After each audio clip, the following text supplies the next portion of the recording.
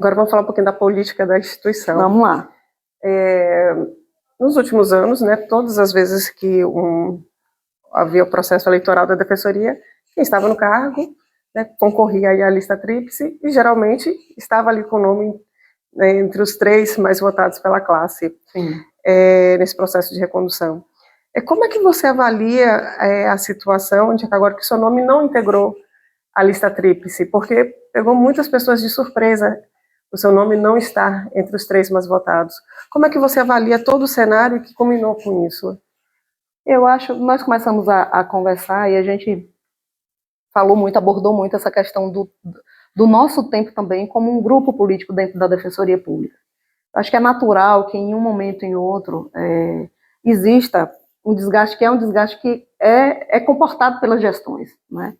Eu acho que 10 anos, digamos assim, os dois primeiros anos, os 4 primeiros anos com Clériston, na sequência 4 com Rafson, e esses 2 últimos anos foram gestões, em uma certa medida, que foram feitas por nós 3, digamos assim, participando mais ativamente, mas um grupo de pessoas que tem uma forma de pensar a Defensoria Pública, acredita muito num projeto de Defensoria Pública que consiga aliar as demandas internas da classe com um processo de expansão. Então a gente coloca isso como algo muito importante, mas é evidente que ao longo de tanto tempo o desgaste ele surge para qualquer gestão.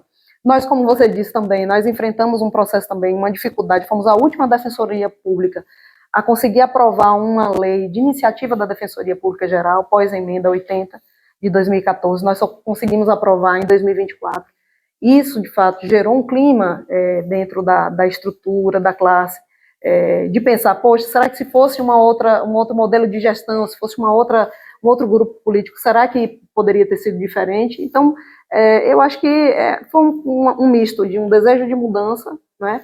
Nós temos também uma classe que entrou na Defensoria Pública conosco, então nunca experienciou um outro tipo de gestão, um outro grupo à frente da Defensoria Pública. Era natural que isso acontecesse. É evidente que quem perde a eleição nunca é algo muito fácil de digerir, embora eu enxergue com muita naturalidade os processos políticos e institucionais, tenho uma compreensão muito grande disso, porque nos meus 24 anos de defensoria, quase 25, eu estou praticamente imersa nesse processo político institucional há pelo menos 22 anos. Então, assim, é algo que eu cresci muito como defensora pública dentro desse processo, sei enxergar a movimentação, enfim, os fluxos e os influxos dentro da classe.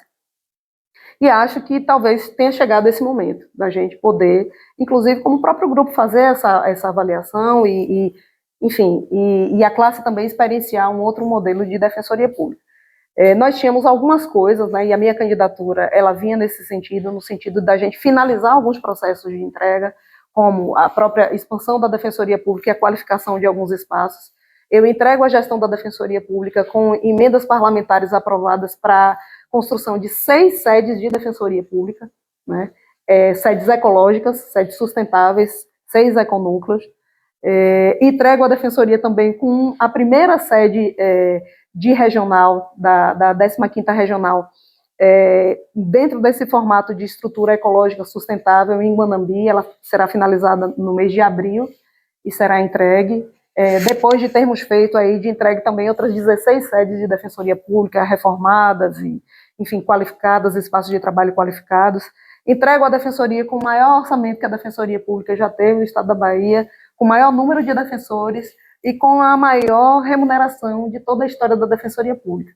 Como defensora pública geral, praticamente fiz o meu trabalho, cumpri, eu acho que com muita honradez esse trabalho, mas talvez o número que eu mais tenho orgulho, Cláudia, é de ter conseguido, com todo esse contexto, enfim, de gestão, ter conseguido chegar a todos os territórios de identidade e ter feito, talvez, o serviço da Defensoria Pública ser o maior serviço que nós tivemos de assistência jurídica gratuita nos 2 últimos anos no estado da Bahia. Então, assim, chegar às pessoas em situação de rua, chegar às pessoas do oeste da Bahia, do norte e do sul, das comunidades indígenas, quilombolas, para mim foi, talvez, assim, aquilo que de melhor eu pudesse entregar.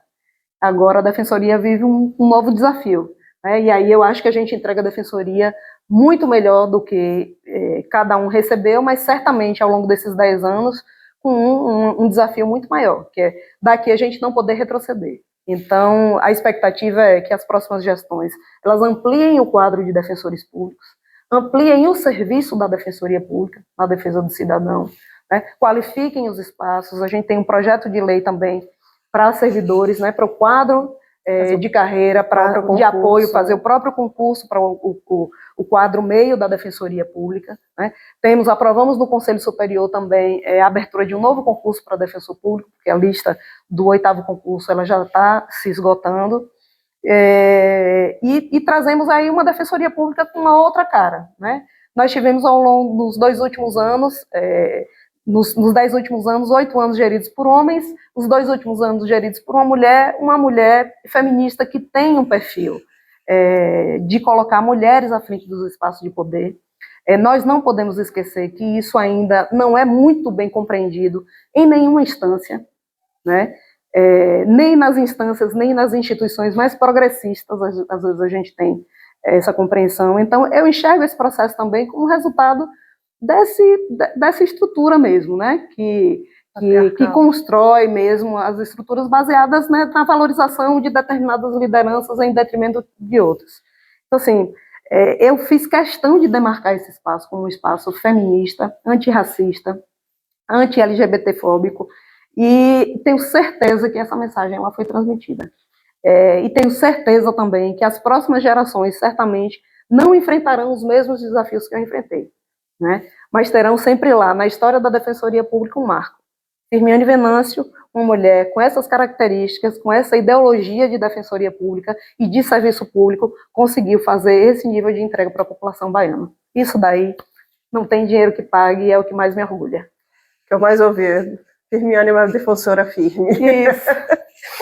Muito obrigada pela entrevista, né? Sucesso. E eu gostaria agora que você concluísse deixando uma mensagem aí para quem vai te suceder.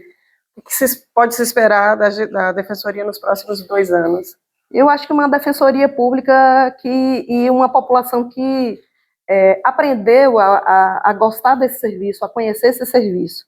Então, de fato, vai ser, os próximos anos eles serão também igualmente desafiadores, do ponto de vista de onde a Defensoria Pública da Bahia chegou. Nós chegamos num ponto muito alto e nem a população e nem o público interno da Defensoria Pública vai compreender qualquer tipo de retrocesso. Então, o desejo é de que a gente consiga continuar crescendo, expandindo os nossos serviços, né? Teremos, mais uma vez, uma mulher à frente da gestão. Espero e desejo que ela não passe pelos mesmos desafios que eu tive que passar, algumas situações que, de fato, certamente advêm mesmo dessas questões estruturais mesmo do machismo, do racismo, enfim.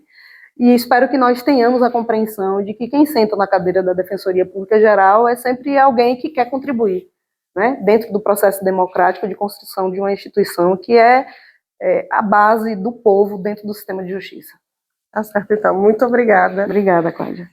E você, seguidor e leitor do BNews, continue com a gente, nos sigam nas redes sociais, continue se atualizando com o que de mais importante acontece na Bahia, no Brasil e no mundo.